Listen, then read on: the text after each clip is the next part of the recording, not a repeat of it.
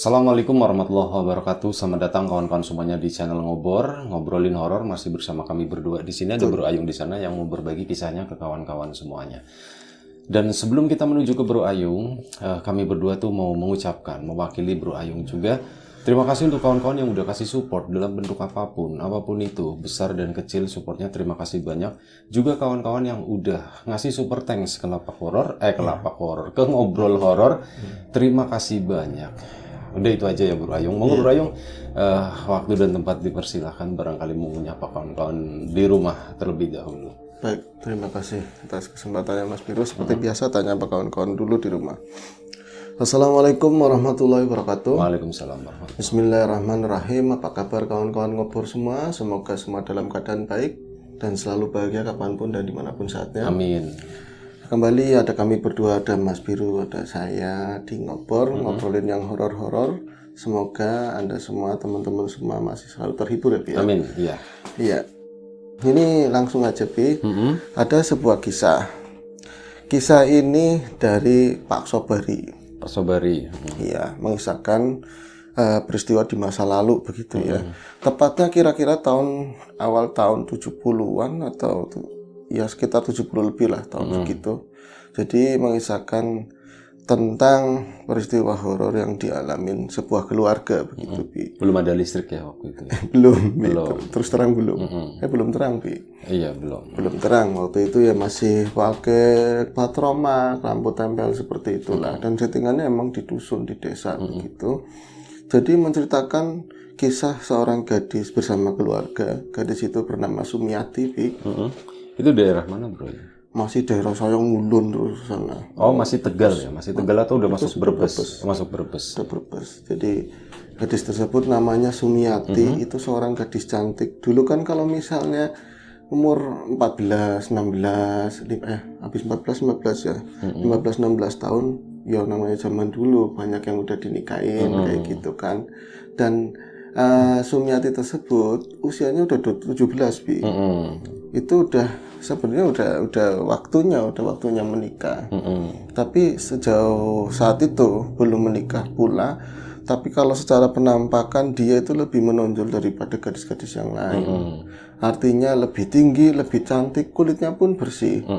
Katanya itu niru sama sama ibunya, gitu ya. Ibunya itu memang kulitnya bersih juga, tapi ibunya udah almarhum. Gitu ya. Jadi Sumiati dari penampakannya apanya yang seperti itu, jadi apa namanya pilihan lah untuk para cowok-cowok itu pengen meminangnya. Bahkan juga kadang-kadang lagi hidung belang. Ya zaman-zaman dahulu itu juragan apa kan sering ke rumahnya meminta gitu loh, minta Sumiati.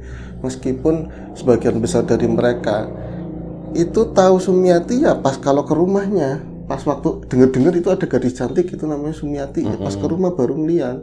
Karena memang bapaknya yang namanya Marsuki selalu menyembunyikan anaknya tersebut.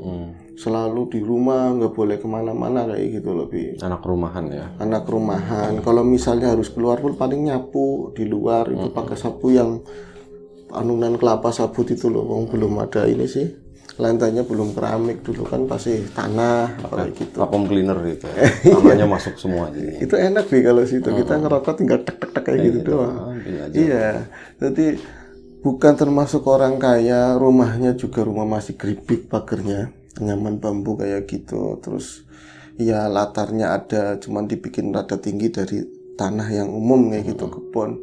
Rumahnya ya agak jauh dari tetangga-tetangga sekitar kayak gitu ya. Jadi untuk melihat Sumiati itu memang susah kalau nggak main langsung ke rumahnya. Dia itu kalau jam-jam tertentu baru nyapu. Kalau ngirim ke sawah ya kayak nyari-nyari di mana orang-orang itu nggak rame di sawah kayak gitu loh. Kalau ngirim ke bapak gitu ke sawah. Nah ini Sumiati yang seperti itu, Mas. Ini kan Pak Sobari cerita sama saya. Sumiati itu akhirnya pernah mengalami jatuh sakit jatuh sakit yang parah begitu ya, tapi disinyalir menurut bapaknya, menurut pendapat bapaknya itu karena beberapa orang yang tadi niat meminang tapi ditolak, Bi. Akhirnya mereka dendam, terus nyantet lah segala macam kayak gitu pendapatnya. Tapi cerita jelasnya seperti ini kayak gitu kan.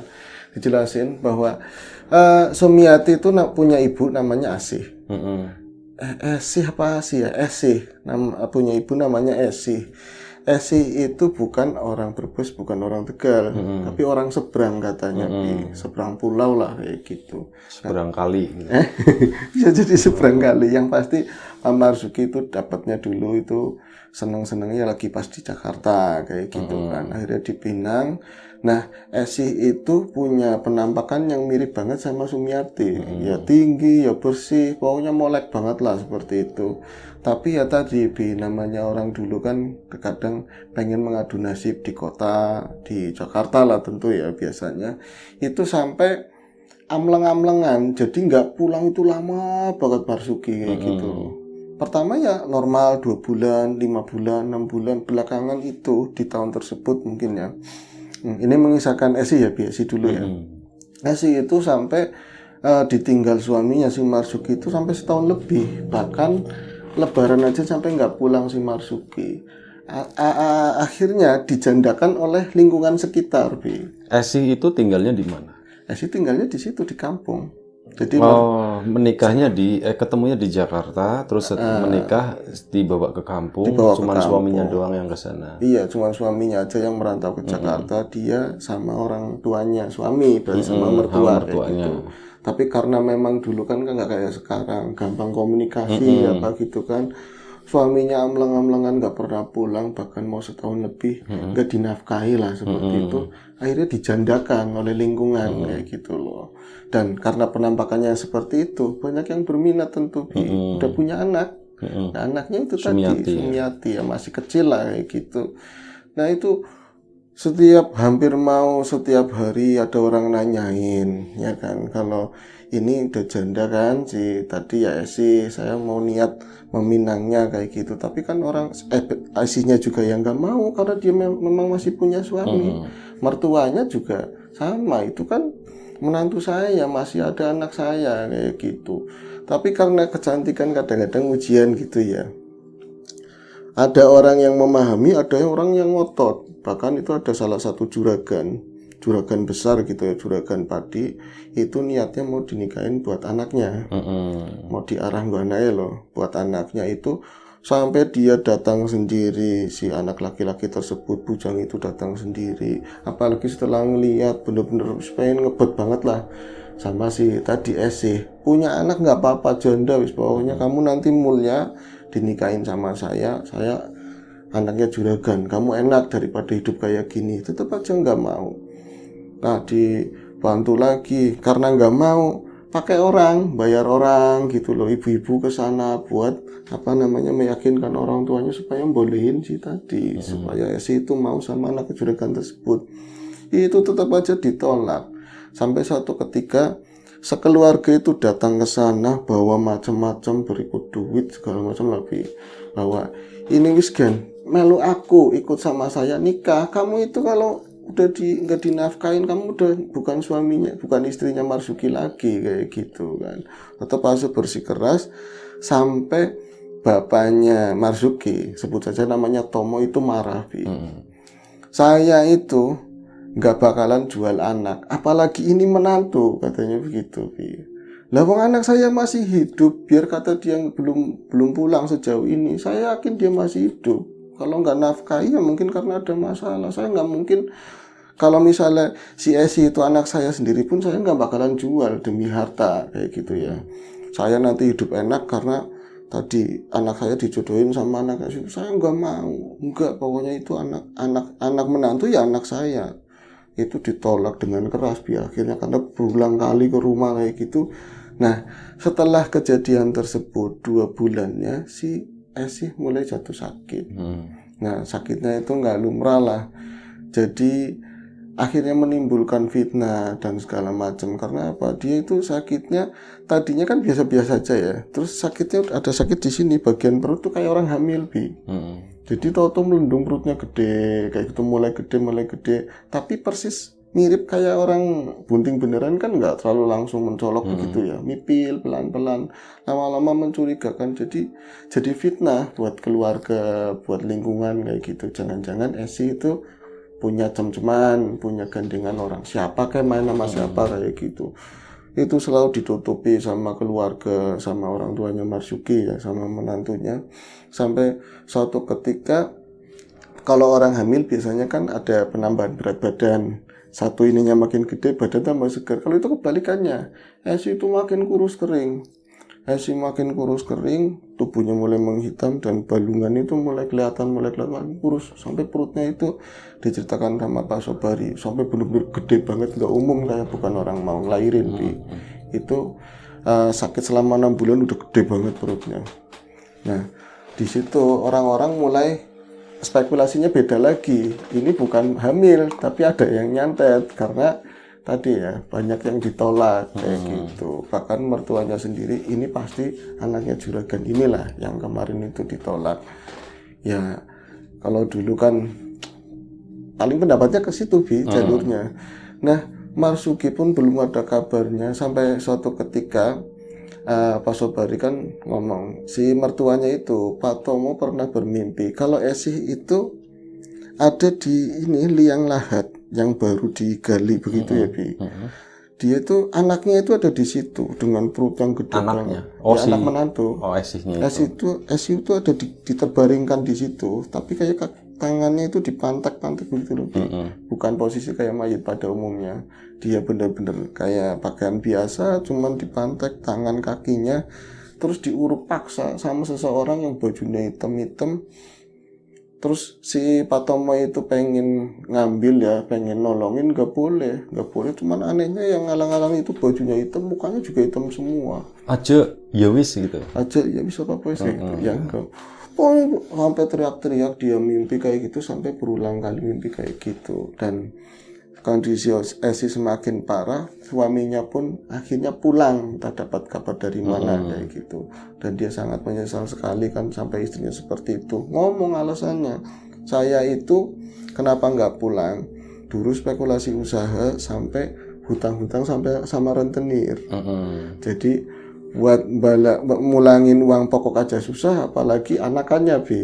Jadi boro-boro buat kirim, buat bertahan supaya nggak dilarang, nggak disakiti di sana aja susah.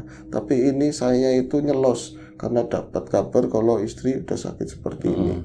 Nyari obat di rumah, nyari obat kemana-mana lah ya, tambah Jawa kalau nggak nyari-nyari mbah atau siapa kayak gitu kan. Nah satu malam Marzuki itu datang ke seorang pintar tapi lain kampung, pakai sepeda terus dikasih ramuan, dibilangin sama mbah-mbah perempuan itu ya, nanti kalau memang ada jalan kesembuhan, ini daun nanti dibalurin semua ke perutnya terutama. Tapi kalau misalnya kamu nanti pulang-pulang jangan kaget, nanti kalau memang ini bukan penyakit yang dohir, kelihatan semua sama kamu kayak gitu. Nah ini tak singkat-singkat ceritanya Bi. Marzuki naik sepeda dari tadi ya, seorang penyembuh tadi ya, orang pintar tadi naik S2 S3 lah itu. Iya, S3 doktoral mungkin itu. Pulang ke rumah sepedanya langsung disenderin di saka bambu yang depan, srek gitu kan. Tapi baru mau melangkah masuk ke pelataran kan agak tinggi begitu. Kok rumah rame, itu jam 11 malam Bi.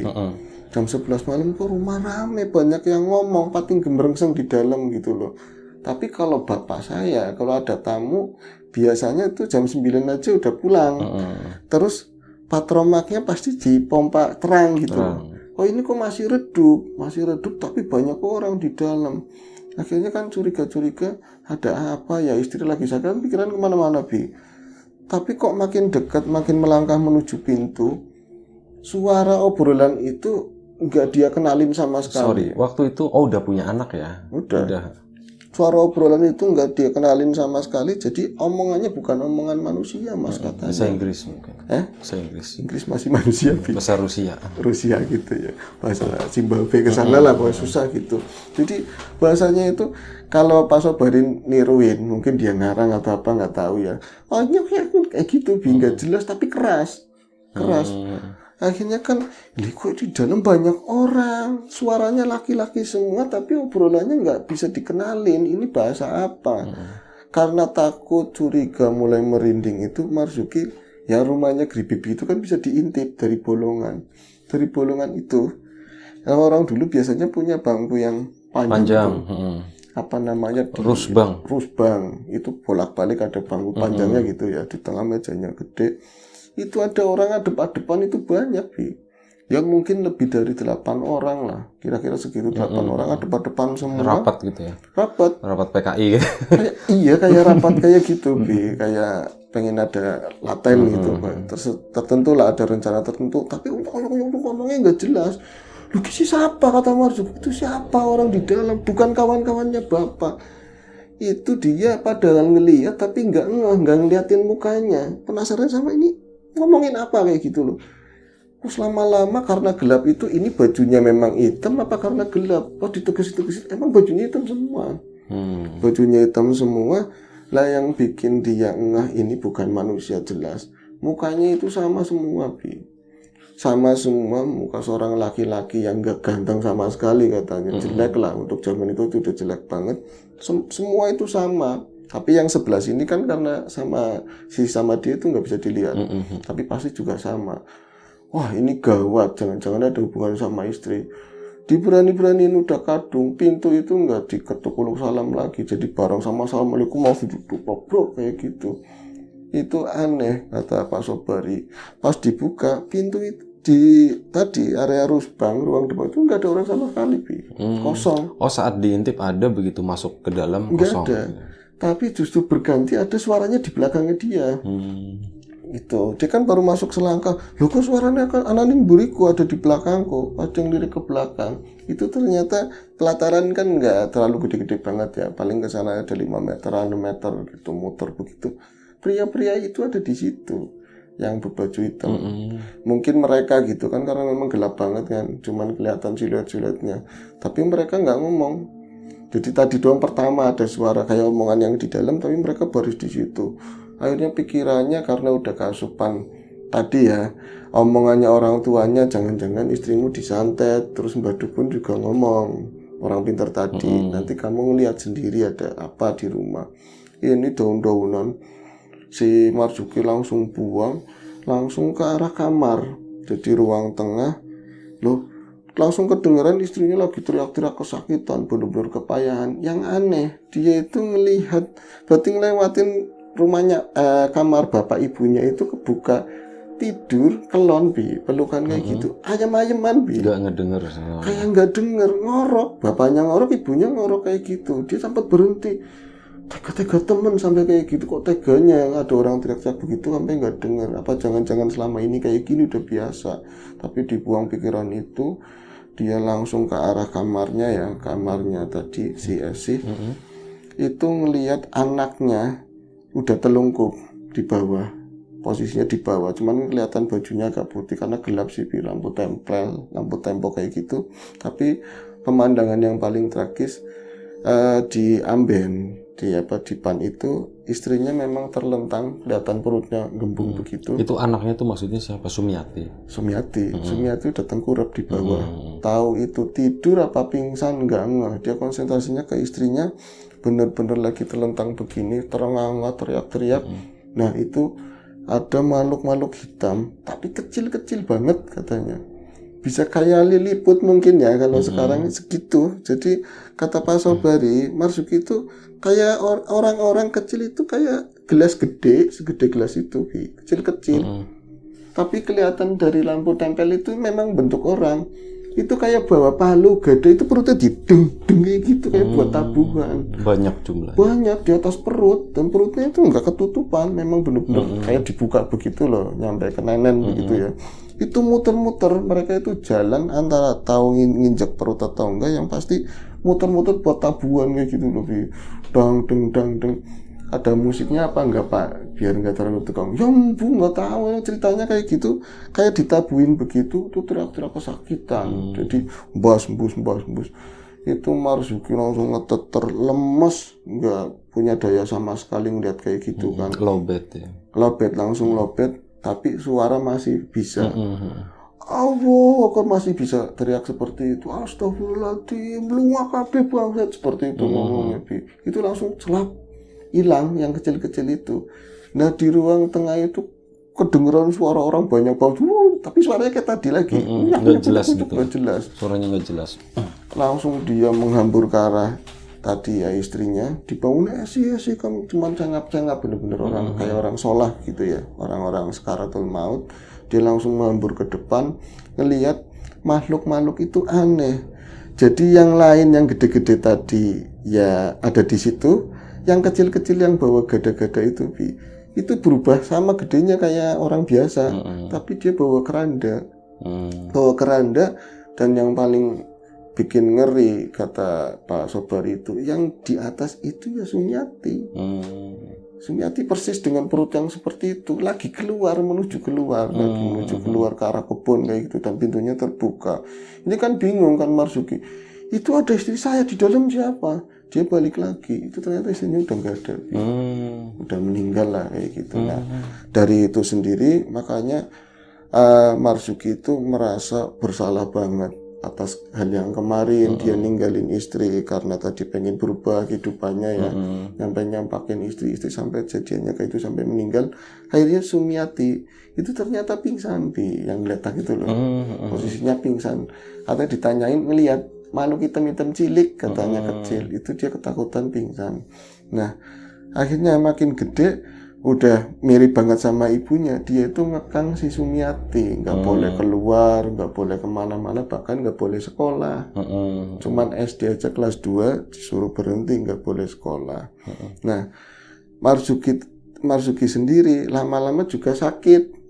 Lama-lama sakit setelah istrinya sakit itu, istrinya meninggal, lama-lama sakit, dan itu sakit itu kayak menaun sampai tadi Sumiati gede. Nah makin parah, katanya cerita sama ibunya, kalau bapaknya udah meninggal, aku mimpi si Sum kayak dulu mimpinya bapak bu, diikat-ikat itu yang diikat-ikat, dipantek ada di tadi liang lahat kayak gitu ya, diuruk-urukin. Itu kakeknya yang iya, dulu kakeknya Sum mimpi seperti itu. Sekarang bapaknya mimpi. Oh, bapaknya yang mimpi Marzuki. Dan Bu, masa mau kejadian sih mak kayak kejadiannya istri saya? Haus kamu jangan ngomongin yang kayak gitu. Tapi kan kemarin ada orang yang sering minta anak saya, kita tolak. Apa ada yang sakit hati lagi nanti kejadiannya sama istri? Enggak, beda ini mah mesti beda kata emaknya. Jangan mikirin yang kayak gitu. Tapi namanya orang tua, kepikiran meriangnya tambah parah Marzuki. Cuman kan tahun udah berganti kesinian ya, udah masyarakat udah mulai terbuka, banyak yang nengokin Pak Marzuki. Nggak ngerti kalau Sumiati juga sakit sebenarnya. Sumiati sakit, dan sakitnya itu mirip sama ibunya, perutnya besar. Tapi nggak besar banget gitu loh, masih bisa aktivitas, tapi kan sering mengeluh, perutnya itu jembling gitu gede. Nah orang-orang taunya Sum itu sakit ketika nengokin bapaknya. Akhirnya kan tahu Sum sakit. Loh Marzuki, Sumnya sakit? Iya. Wah kita mesti kelakuannya ini, udah nyangka-nyangkanya yang kayak gitu. Akhirnya wong desa kan pada datang, wis kayak gini aja, bawa ke puskesmas, dua-duanya dibawa ke puskesmas. Nah puskesmas nggak mau nanganin, ini harus dibawa ke rumah sakit. Dua-duanya dibawa ke rumah sakit. Ternyata diagnosanya kalau si Pak Marzuki itu paru-paru, nafas gitu ya, nafas sudah akut lah. Kalau si Sumiati liver jadi perut yang gede itu karena kena liver, komplikasi lah kayak gitu. Dohir ya berarti. Dohir, dia itu karena memang dikekang, nggak boleh ini, nggak boleh itu, sering kepikiran, telat makan, stres apa itu jadinya kenanya liver. Yang katanya matanya kuning. Liver kan kayak gitu ya. Itu komplikasi sama yang lainnya. Cuman beruntung Sumiati akhirnya sembuh, karena ditangani. ditangani dokter. Tapi ini bapaknya Marzuki meninggal. Nah, Sumiati itu istrinya Pak Sobari. Oh, Kayak Pak gitu. Sobari. Memang kayak gitu, muter-muter tapi sekeluarga semua cerita ini.